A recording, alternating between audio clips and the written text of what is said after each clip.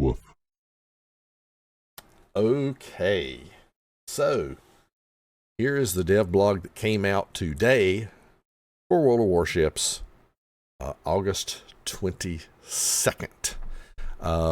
Closed test 13.7 changes to test ship. I have not seen anything other than the title to this, and I barely remembered what it was because I just saw it for a split second before stream today. So they are telling us that based on testing results, they're applying changes to Xin Zhong Guo 14, Volunteer State, Tennessee, Ipiranga, Los Andes, Libertad, Comodoro, and Commander Joaquim Marques Lisboa, Victoria, and Hildebrand.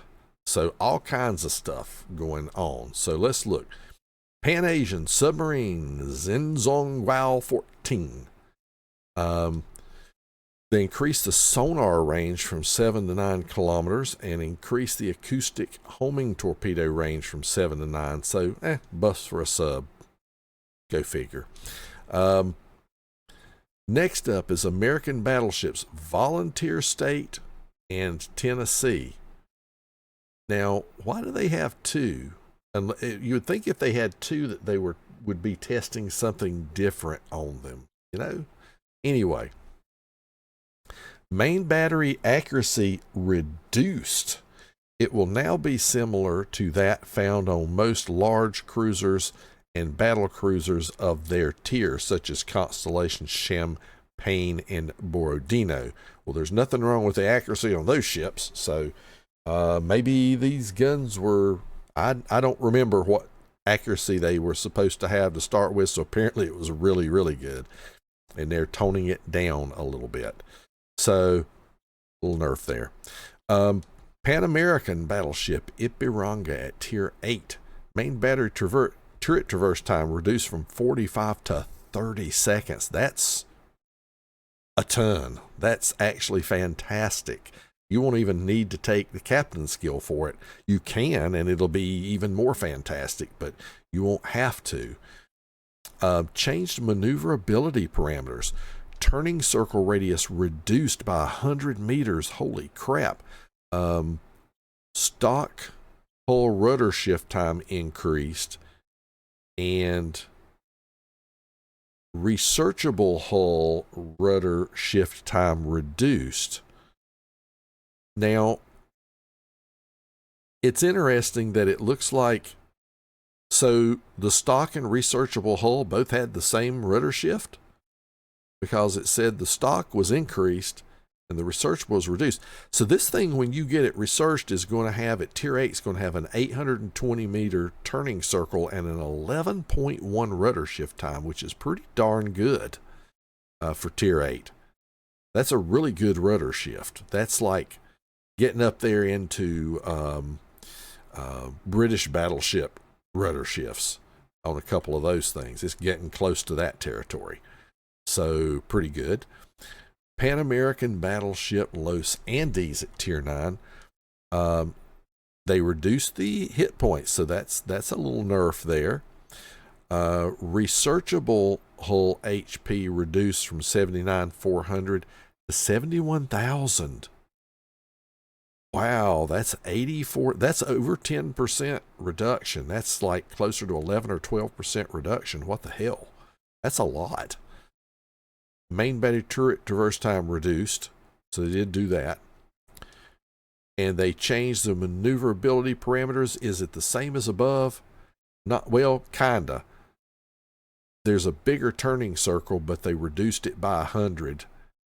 They increased the stock rudder shift by 1.4 seconds and reduced the researchable by 4 seconds.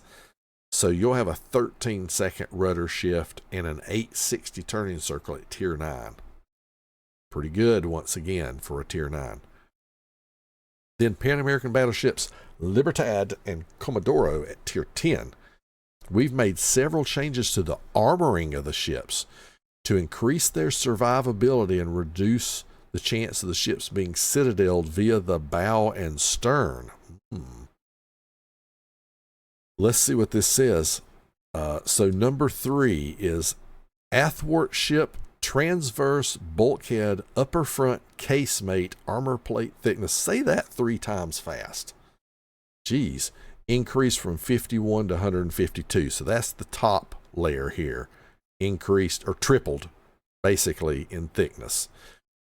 The athwartship transverse bulkhead lower casemate armor plate thickness increased from 51 to 305 millimeters. That's the second layer right there. Okay. Interesting. And then the athwart transverse bulkhead citadel armor plate thickness increased from 102 to 305. So basically, they've tripled the top layer of armor here. They have sextupled, is that correct? 6 times, roughly, the middle layer of armor. So now you've got 152 and 3. So you got over 450 millimeters of armor there, plus the citadel armor plate got tripled, basically. So that's a lot of armor to get through right there. That is a lot. And yes, I had to think about that, B-Fall. We did say that. But yeah, that's certainly interesting.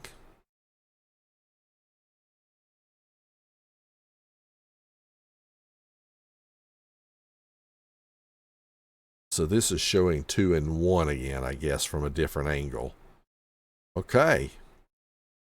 You know, something else that's interesting, if you look at this armor right here, you see how this slopes inward from the top to the bottom, down to the waterline? What that means is that plunging fire that comes down is just going to ricochet off that shit. That's one thing that means. It means that flatter arc shells are going to have a better chance to citadel it from the side. So that's interesting. The only way you're going to get, and if you have plunging fire coming through up on the top here, that's a lot of freaking armor. That it's going to have to go through, over 750 millimeters of armor to punch through there. That is a hell of a lot. Jeez. Okay. Interesting. What else did they do? The main battery traverse reduced again to 30 seconds, and they brought down the okay, this second picture is the aft end. So apparently the aft end does not get that top, the top armor stops back here. So okay. But yeah, so their turning circle again reduced by, in this case, 110 meters, and the researchable reduced by a full 4 seconds. So again, at tier 10, this thing's going to have 910 meter turning circle and 13.6 rudder shift, which is very good. Interesting.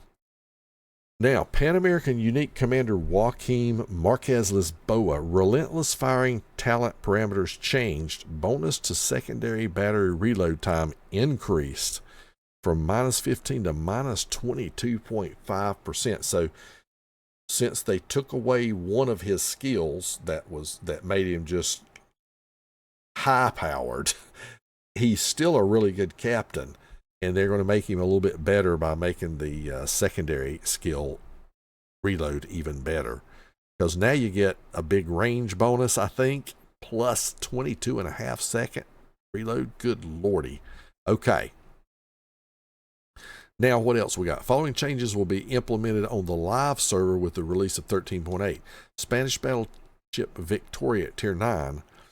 They did consider several concepts. Upon receiving highly positive feedback from our testers, they're happy to announce that the current concept of Victor will be the one chosen. You can read more about it in our previous dev blog. At the same time, we'll continue working on fine-tuning the concept to a balanced state. Take that with a very large grain of salt. Balanced state can mean from here to here. It could mean anything. As part of the process, the following changes will be applied. Burst fire and modified shells alternate firing mode reload time increase from 45 to 53 seconds. Main battery reload booster consumable cooldown increase from 150 to 300. So that's nerfs. And then German cruiser Hildebrand at tier 10. Main battery reload time reduced from 17 to 15. So that's over 10%, folks. That's a pretty good little reduction there in DPM or improvement in DPM. Main battery turret traverse reduced from 30 to 25. That's also nice. Maximum AP shell damage increase. Wow, so a German cruiser didn't have enough AP DPM. Wow, okay. Planes that make up the torpedo bomber squadron changed from blah blah blah to blah blah blah. This aircraft is similar to researchable torpedo bombers found on Richthofen. As a result, aircraft parameters changed. So they're giving it better planes. They're tankier. They have more hit points. They have a faster cruising speed, faster maximum cruising speed. The torpedo damage is increased. The torpedo speed is increased. The range is increased. The arming distance is increased. That's the only thing that's a nerf. Is now, oh no, it takes the things an extra 100 meters to arm. Well, Lottie freaking da. Bomber parameters changed. The repair consumable action time increased from 5 to 7. So there you go. That's what we got, folks. That is what we got. Okay. So very quick recap. German cruiser Hildebrand gets a bunch of buffs, especially to the damnable planes that are on the thing, other than the arming distance being increased, which is a tiny nerf. The Battleship Victoria, they settled on the current state of the ship as being the one they want to use, but they are nerfing the burst fire and reload booster a lot on the reload booster, the reload of the reload booster. The Pan American Unique Commander gets a buff to the secondary battery reload time he gets.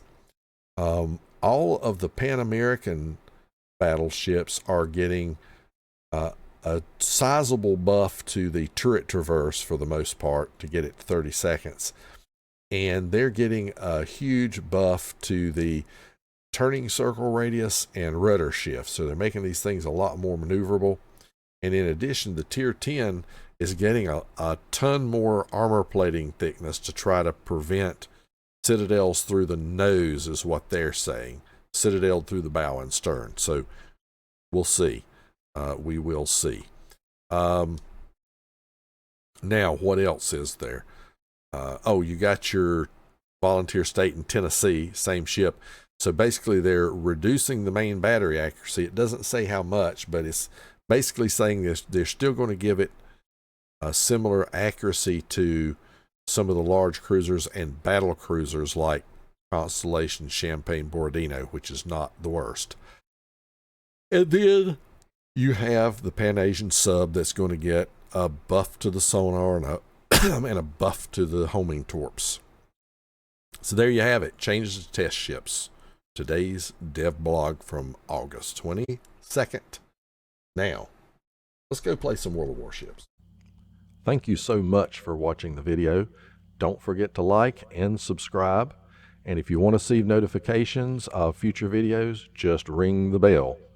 Until next time, Tater Dawg says, woof.